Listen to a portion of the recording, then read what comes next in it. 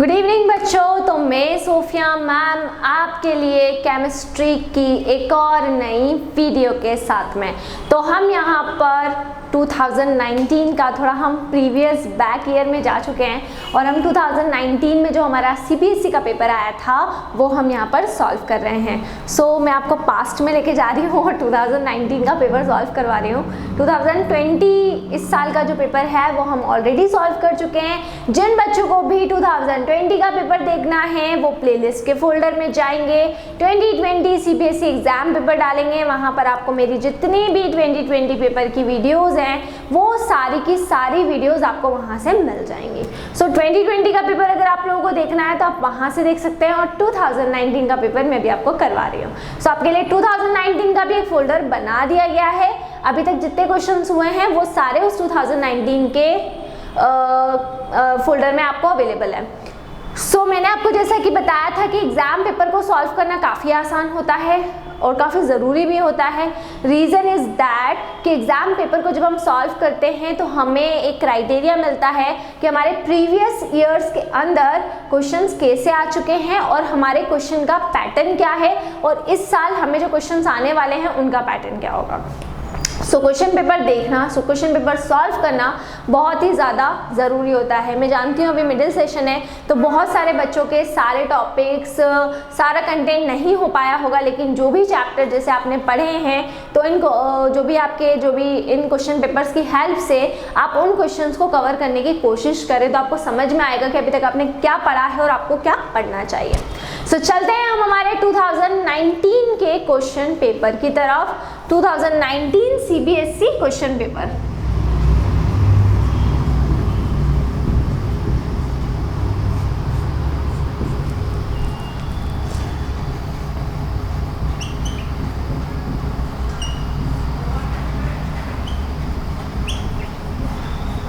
चलिए, सो 2019 का सीबीएसई का क्वेश्चन पेपर हम यहाँ पर सॉल्व कर रहे हैं और अगर इसके हम बात करें तो हमारा सबसे पहला इसके अंदर क्वेश्चन नंबर 25 हम सॉल्व करने वाले हैं।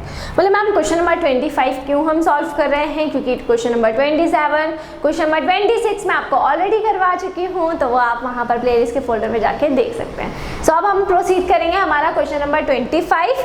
ये क्वेश्चन में भी आपको ऑप्शन दिया हुआ है, मतलब इस क्वेश्चन के और में एक और क्वेश्चन है और बहुत अच्छी बात यह है कि हमारा न्यूमेरिकल क्वेश्चन है और ये इलेक्ट्रोकेमिस्ट्री का न्यूमेरिकल है जो आपको सॉल्व करना है। चलिए, सो क्वेश्चन क्या है पहले क्वेश्चन देख लेते हैं। देखिए, स्टैंडर्ड इलेक्ट्रोड पोटेंशियल मतलब कि E naught cell for the given redox reaction, for the given redox reaction, ठीक है, इस 2.71 वोल्ट। कितना है? 2.71 वोल्ट है और इसके रिएक्शन की अगर हम बात करें तो मैग्नीशियम कॉपर 2+ 0.01 मोलार इसका कंसंट्रेशन दिया हुआ है, जिससे कन्वर्ट हो रहा है Mg2+ 0.001 मोलार प्लस Cu में। ठीक है, calculate E cell for the reaction, calculate E cell for the reaction, write the direction of flow of current, write the direction of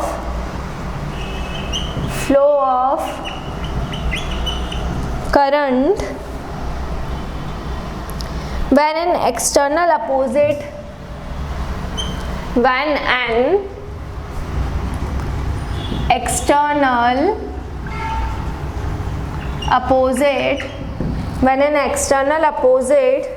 potential applied is, चलिए, less than 2.71 volt और second दिया हुआ है greater than greater than 2.71 volt.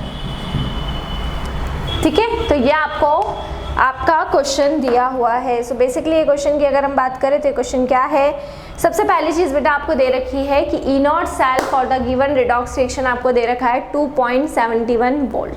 सीधे सीधे हमको क्या निकालना है, हमको ई सेल मतलब हमें नॉन स्टैंडर्ड इलेक्ट्रोड पोटेंशियल निकालना है।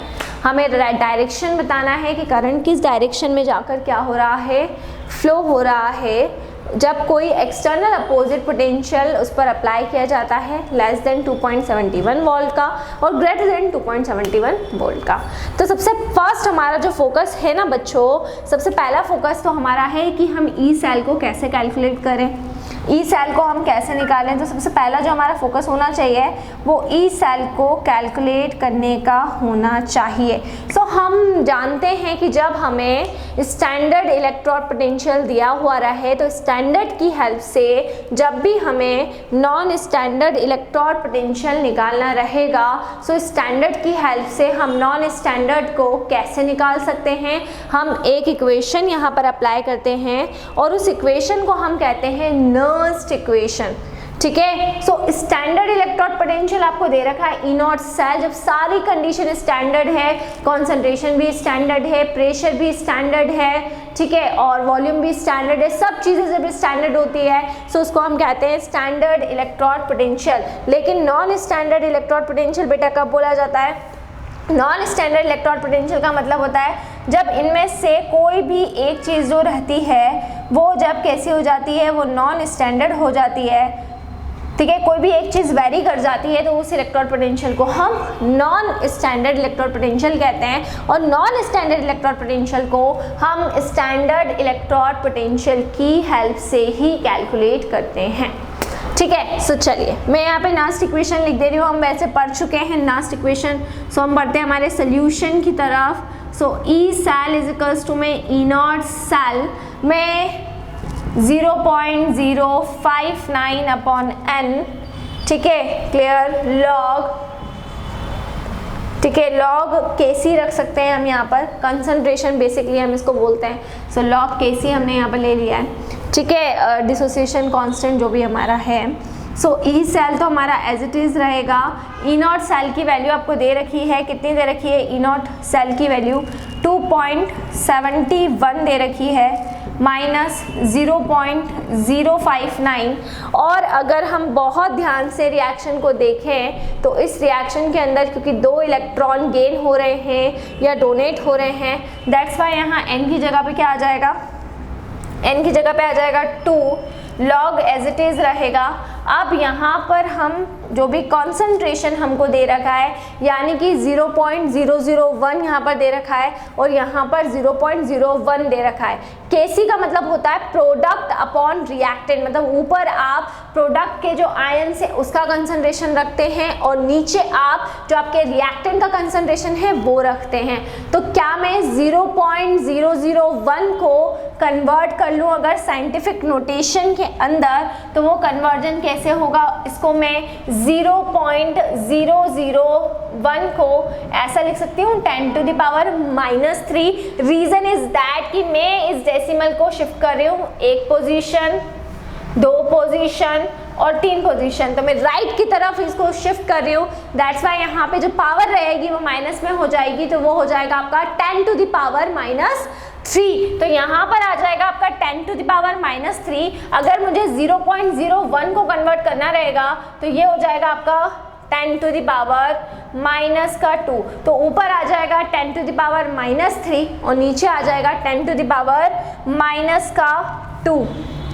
सो मुझे निकालना है ई सेल की वैल्यू। सो अगर मैं ई सेल की वैल्यू निकालती हूँ तो ये फाइनली जो मेरी वैल्यू आएगी वो वैल्यू हो जाएगी, ये हो गया 2.71 माइनस, ठीक है, यहाँ पर हम फॉर्मूला लगा देंगे log m minus log n का फॉर्मूला, इसको इससे डिवाइड कर लेंगे और जो भी जब हम यहाँ पे फॉर्मूला यहाँ पर बेसिकली लगा देंगे 10⁻⁻2 को अगर मैं ऊपर भी ले जाती हूँ, ठीक है, क्लियर, तो 10⁻² 2 हो जाएगा बेसिकली। और इसको जब हम सॉल्व करेंगे इस पूरे ओवरऑल को, आप चाहे तो कैलकुलेटर से सॉल्व करके देख लीजिएगा, तो वो हो जाएगा 0.0295।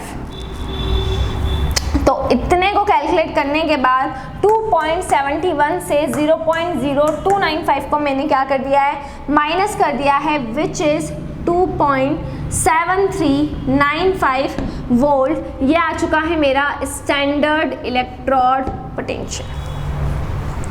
सो हमारे क्वेश्चन का जो सबसे पहला पार्ट था, फर्स्ट पार्ट क्या था कि हमें ई सेल निकालना था, नॉन स्टैंडर्ड इलेक्ट्रोड पोटेंशियल निकालना था। वो मैंने यहाँ पर क्या कर दिया है, नॉन स्टैंडर्ड इलेक्ट्रोड पोटेंशियल मैंने आपको पूरा यहाँ पे करवा दिया है सॉल्व। अब हम आगे यहाँ पर बात करते हैं कि नॉन स्टैंडर्ड जो इलेक्ट्रोड पोटेंशियल है ये तो मेरा हो गया है सॉल्व। और मैं आगे इसके बारे में बात करती हूँ। देखिए, अगर मैं बात करूँ कि अगर हम बेसिकली बात करें अगले क्वेश्चंस की, सो आगे आपको एक और क्वेश्चन दिया हुआ था, right the direction of flow of current when the external opposite potential applied is. जो एक्सटर्नल अपोजिट पोटेंशियल है वो अगर 2.71 से कम अगर हो तो उस केस में फ्लो ऑफ करंट की डायरेक्शन क्या होगी, और अगर ग्रेटर देन 2.71 हो तब क्या होगी।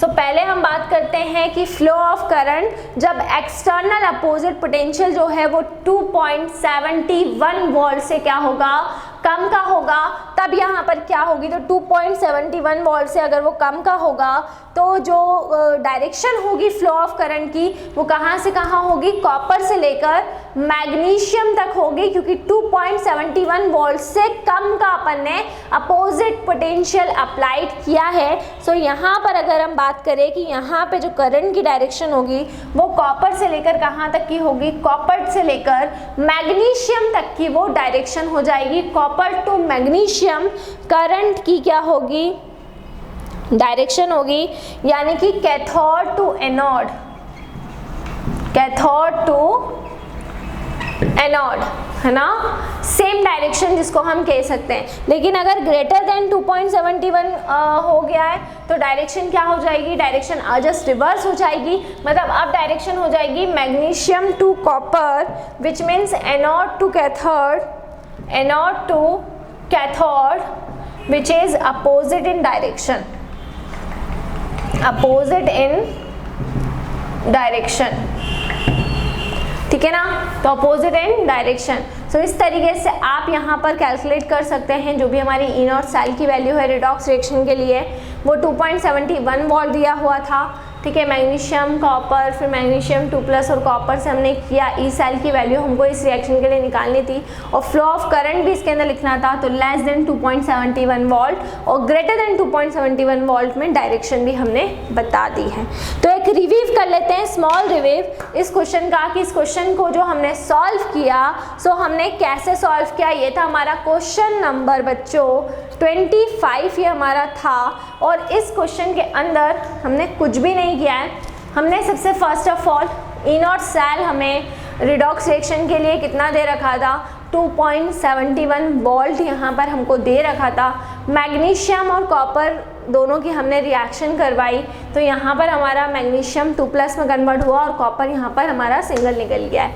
अब आगे हमसे पूछा गया था कि हमें नॉन स्टैंडर्ड इलेक्ट्रोड पोटेंशियल निकालना है। तो एक चीज़ तो यहाँ पर आके हमारे माइंड में क्लियर हुई, स्टैंडर्ड इलेक्ट्रोड पोटेंशियल दिया हुआ था तो हमें निकालना था नॉन स्टैंडर्ड इलेक्ट्रोड पोटेंशियल। और स्टैंडर्ड की हेल्प से जब नॉन स्टैंडर्ड इलेक्ट्रोड पोटेंशियल निकालना होता है तो हम एक ही मेथड अप्लाई करते हैं, वो होती है नर्न्स्ट इक्वेशन। हमने यहाँ पर नर्न्स्ट इक्वेशन को अप्लाई किया है बच्चों, E cell as it is, E naught cell की वैल्यू दे रखी थी, एन हो गया 2 और लॉग कंसंट्रेशन को मैंने 10 की पावर की टर्म्स में कन्वर्ट कर लिया।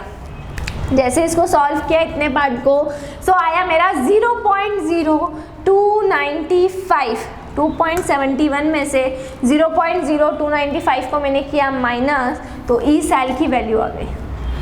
सेकेंड क्वेश्चन आपसे पूछा गया था कि अगर आप direction of flow of current को लिखें, अगर जो भी एक्सटर्नल अपोजिट पोटेंशियल अप्लाइड किया जा रहा है वो 2.71 वोल्ट से कम हो या 2.71 वोल्ट से ज़्यादा हो, सो उस केस में देखिए फर्स्ट वाले केस में अगर कम होगा तो डायरेक्शन सेम डायरेक्शन होगी कॉपर से magnesium which is cathode to anode. लेकिन अगर आप क्या करते हैं, अगर 2.71 वोल्ट से ग्रेटर देन कर देते हैं तो उस केस में फिर क्या होगा, डायरेक्शन चेंज हो जाएगी, एनोड टू कैथोड हो जाएगी, मतलब कि अपोजिट हो जाएगी। अब इसके और में कौन सा क्वेश्चन था, इलेक्ट्रोकेमिस्ट्री का क्वेश्चन था। अब इसके और में क्वेश्चन नंबर 25 में 2019 में कौन सा क्वेश्चन था, इसको हम नेक्स्ट वीडियो में डिस्कस करेंगे। तो आई होप आपको समझ में आ गया हो। फिर भी अगर कोई डाउट, कोई क्वेरी, कोई प्रॉब्लम हो उसे आप कमेंट सेक्शन में डाल सकते हैं। सो इसी तरह से जुड़े रहिए हमारे साथ में, वीडियोज़ को लाइक करते रहिए, चैनल को सब्सक्राइब करना ना भूलें। कोई भी डाउट, कोई भी क्वेरी हो उसे आप कमेंट सेक्शन में डाल सकते हैं। और अगर आप हमसे ऑनलाइन होम क्लासेस पढ़ना चाहते हैं सो हम आपको ऑनलाइन होम क्लासेस की फैसिलिटी भी प्रोवाइड कर रहे हैं। तो जो भी बच्चे इंटरेस्टेड हो डिस्क्रिप्शन में जाएं, कॉन्टेक्ट नंबर लें एंड हमसे कांटेक्ट करें और इस कोरोना के टाइम में अपनी स्टडी को कैरी ऑन करें। Stay home, stay safe and study hard. Thank you so much.